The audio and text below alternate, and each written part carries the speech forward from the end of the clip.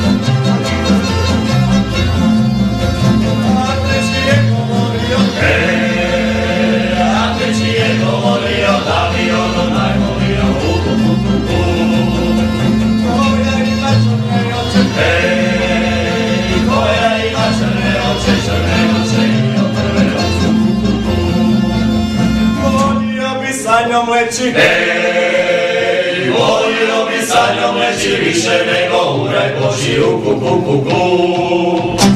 Volio bi sa njom leći, volio bi sa njom leći više nego u raj Božji u kuku.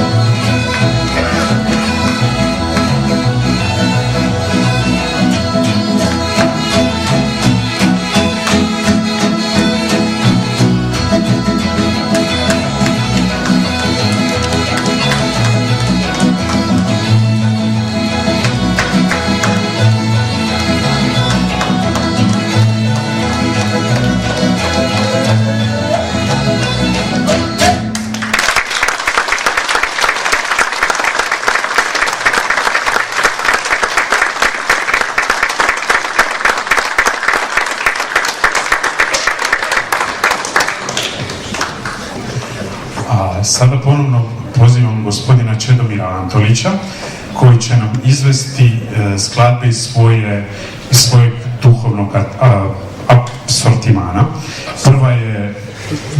Prva je Jutro, zatim Daj mi Bože snage i Nije me strah. Sve tri je napisao Čedomir Antolić.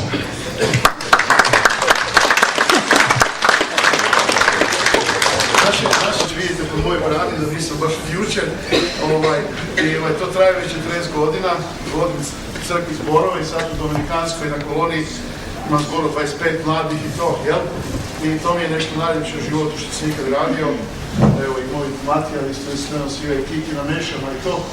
I evo, imali smo čast da si priuštimo neki ekstravagancije i tako. I vama hvala što izdržavate jutro.